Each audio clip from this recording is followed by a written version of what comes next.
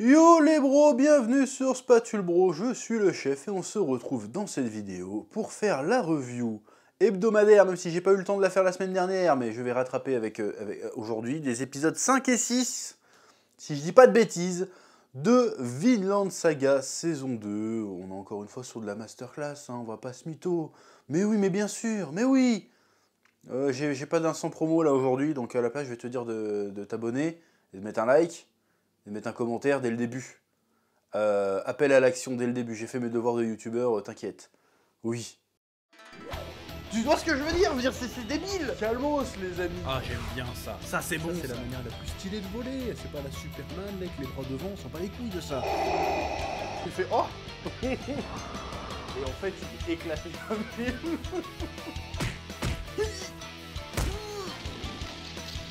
Je sais pas ce qui m'a pris là. Là j'ai craqué. Bon, alors, Vinland Saga saison 2. D'ailleurs, j'ai eu beaucoup de commentaires dans les autres vidéos de la semaine dernière. Ils me disaient, bah, Vinland Saga alors parce que bon, ça fait plaisir que les gens suivent Vinland Saga. Donc, je suis content. Par contre, j'ai complètement zappé de faire des reviews de Tokyo Revenger saison 2.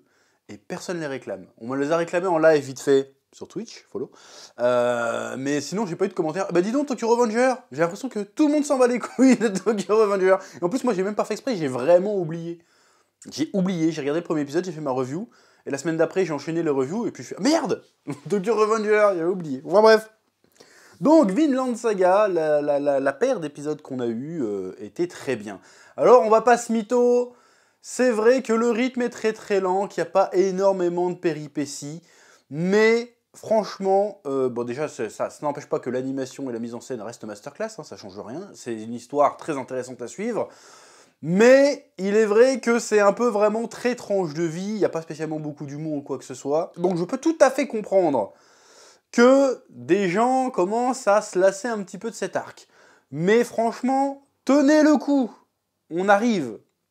Et tout ce qui est introduit dans ces deux épisodes qu'on a vus vont payer, vont être très importants. Notamment le premier truc qui est introduit, c'est le grand-père, le père de Ketil. J'ai oublié comment il s'appelle, Skerser. Enfin, je suis désolé. Le vieux maître, on va l'appeler le vieux maître. Alors ce personnage-là, je pourrais t'expliquer là tout de suite ce qu'il raconte. Mais le problème, c'est que si je fais ça, je vais spoiler. Donc je vais pas... Mais ce personnage est très important et va raconter quelque chose de très intéressant. Il y a toujours, avec le personnage de Ketil et la famille de Ketil, il y a ce délire de génération. T'as le vieux, qui est un peu la sagesse, qui a compris quelque chose, qui s'intéresse qu'à sa terre.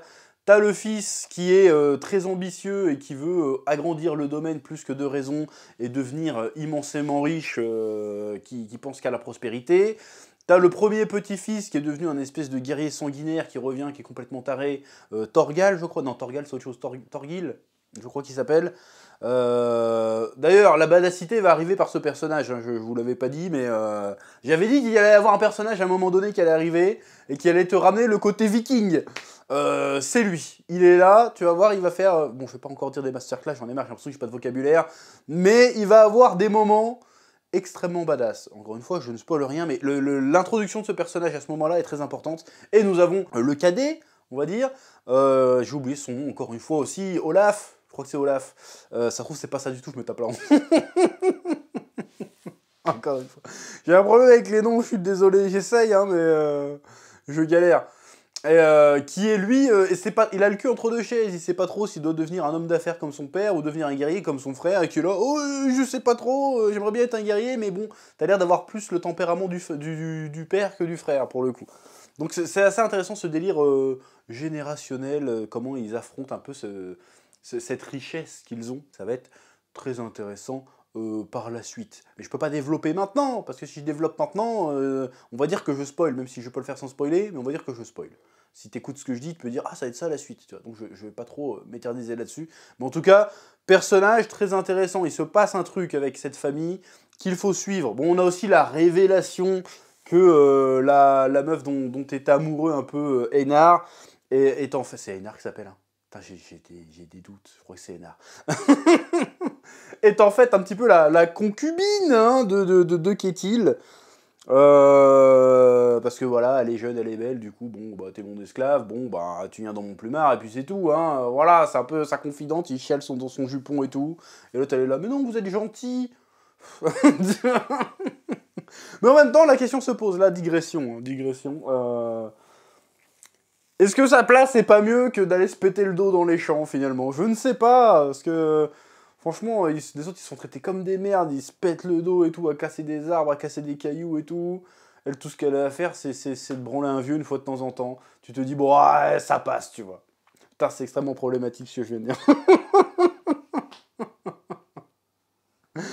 Épisode où on voit aussi la relation Thorfinn et Einar se consolider. On est passé d'un Einar qui méprisait, qui commençait à mépriser un peu Thorfinn parce qu'il disait putain c'est un ancien guerrier, ça se trouve il a tué des gens comme dans mon village, qui allait jusqu'à même essayer de l'étrangler dans son sommeil pour se venger, puis qui se dit non mais c'est pas lui qui a tué ma famille, il y est pour rien, il a changé de vie, vas-y. Donc tu sens qu'il a passé les caps d'en vouloir à Thorfinn et de le juger, et qu'il a décidé de devenir son ami et de traverser cette galère ensemble, même s'ils ont pas l'air malheureux en vrai, hein, finalement. Et tu vois que en fait, Thorfinn il subit encore un petit peu, et petit à petit tu sens que la motivation et la joie de vivre d'Einar commencent à déteindre sur lui, et tu sens qu'il s'éveille petit à petit.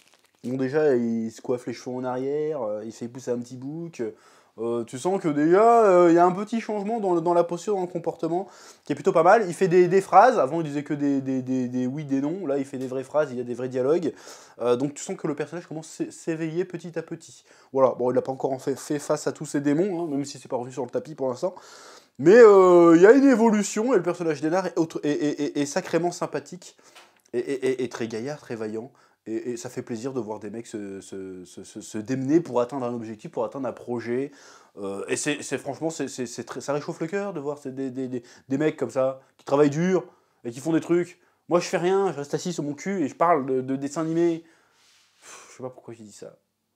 Ça craint. Autre chose intéressante, c'est que malgré qu'ils soient plus ou moins heureux, travailleurs, et que leur projet avance bien, il y a Einar et Thorfinn qui subissent le mépris des serviteurs. C'est-à-dire que c'est ça qui est terrible, c'est que les serviteurs sont pas forcément méga mieux lotis que les esclaves, mais les serviteurs font genre non, vous êtes des connards d'esclaves, on va pas vous prêter de chevaux. L'autre dans son étable, il y a 25 chevaux, il fait non, je vous en prête pas. Vous êtes des esclaves, vous avez qu'à arracher les arbres avec vos mains, bande de merde. Alors que le gars lui-même est serviteur en fait. Bon, il est pas esclave, mais la différence c'est que t'as un salaire, bâtard. Il n'y a pas énormément de diff en réalité. Il y a quand même ce mépris de classe à tous les niveaux. C'est-à-dire qu'eux-mêmes, ils doivent le subir en fait avec les mecs au-dessus d'eux. Donc ils le font subir à ceux qui sont en dessous. Juste pour rien, pour le plaisir d'être méchant, de se comporter en connard. Alors qu'ils ont aucune raison d'être des connards en réalité, parce que dans la ferme de Ketil, le gars est cool quoi. Il y a pas... ça aurait pu être un tyran, c'est même pas un tyran. Les gens ils peuvent prospérer à leur échelle, ils posent de problème à personne, ils sont en sécurité, ils ont à bouffer et tout, mais ils font quand même qu'ils exercent cette espèce de mépris sur les classes inférieures. Quelle petitesse. Bande de bâtards. Oui. Mais quelque part, bien fait pour leur gueule. Tu verras, faut pas spoiler, mais bien fait pour leur gueule, ça leur apprendra. Oh, ça, bon, on va dire que j'ai spoilé encore, je suis désolé. Et nous avons aussi la scène de fin où Serpent chope des petits voleurs qui volaient un peu dans les étables, qui volaient un peu de bouffe, quoi, pour faire subsister leur famille. On s'en apprend que c'est une petite ferme du domaine où le père, à la base, était un serviteur, et puis qui avait une dette de blé envers Ketil. Le gars est parti vendre ses fruits au marché, on l'a plus jamais revu. Et du coup, sa famille se retrouve un peu esseulée. La mère est malade, elle a un gosse en bas âge. Du coup, les deux gosses essayent de se démerder pour trouver à bouffer. Ils se font choper. Et donc, Ketil se retrouve dans la position, comme c'est le chef du domaine, bah, il doit les punir. Et ça l'emmerde parce qu'il est ému par l'histoire. Il a envie, bon, c'est bon, on va aller les faire travailler, ils vont payer leurs dettes. Et puis, on efface tout. Et en fait, bah non, ils sont obligés de les bastonner pour qu'ils apprennent la leçon. Et ça le fait chier. Parce qu'il n'a pas le caractère. Comment dirais-je ? Le problème, c'est qu'il a l'intelligence et la motivation d'étendre son domaine, mais il a du mal à assumer les responsabilités qui vont avec. C'est-à-dire que le gars, bon, j'ai un domaine, j'ai des gens qui bossent pour moi et tout marche bien, mais pour protéger tout ça et que tout reste en ordre, il va falloir que de temps en temps je fasse preuve d'autorité voire même un peu de cruauté. Et là, je vais devoir bastonner un gamin de 10 ans avec un manche de pioche, parce que ça, c'est un peu hardcore. Toi, il enlève le fer de hache, je crois que c'est comme ça que ça s'appelle, et puis t'as le manche. Bon, allez, combien on lui met de machin? Au début, il dit 5, il fait non, je vais passer pour une tafiole si je dis 5. Vas-y, mets 10. Tu vois, le fils, il met... Boum, il fait un home run à la Smash Bros dans le gosse, il fait oh putain. Donne, je vais le taper moi-même. Parce que l'autre, il allait le buter, c'est un taré, le fils de Ketil. Bref, c'est ça que ça montre, c'est que en fait, Ketil est très fort de chez Balèze en tant qu'entrepreneur, mais il n'a pas les épaules pour assumer une telle richesse, pour assumer un tel pouvoir. Parce que la richesse, c'est une forme de pouvoir. Même si dans ce monde-là, à cette époque-là, ce qui dicte le pouvoir, c'est la couronne que tu as sur la tête, en réalité, avoir de l'oseille, c'est aussi une preuve de pouvoir. Et il le dit, le grand-père, il fait ouais, tous les ans on est protégé grâce au roi Harald. Bon, il n'a pas l'air au courant que ça a changé depuis, mais bon, bref, ils n'ont pas la téloche, hein, ils peuvent pas savoir. Et il fait, il lui envoie un tribut de bâtards pour lui montrer, t'inquiète, je te rends flou tes caisses, il n'y a pas de souci. Ce qui, bon, je vais pas dire, bref. Et en fait, il essaye d'acheter, de déléguer finalement la responsabilité de se déléguer à travers le roi et son tribut. Il flex en même temps parce que, ouais, regarde, j'ai réussi, mais en même temps, il achète, il délègue la responsabilité de prospérer à quelqu'un d'autre. Si tu vois ce que je veux dire. J'ai peut-être été un petit peu flou dans mes explications, mais en gros, qu'est-il? Il fait de l'oseille, mais il n'a pas les couilles de les assumer. Et c'est un problème. Un problème qui va être développé par la suite. Et ça va être super intéressant encore une fois. Donc restez sur Vinland Saga saison 2 parce que la masterclass arrive. Bon, c'est déjà une masterclass en réalité, mais la masterclass arrive et nous ne sommes pas prêts, comme dirait l'autre. Voilà. C'est à peu près tout ce que j'avais à dire sur ces 2 épisodes de Vinland Saga. J'espère que j'ai pas été trop confus. Comme d'habitude, je te laisse le temps de mettre un petit pouce bleu, un petit commentaire, ne serait-ce que pour le référencement, ça fait plaisir. Et je te dis à très bientôt sur Spatule Bro pour de nouvelles vidéos. Oui.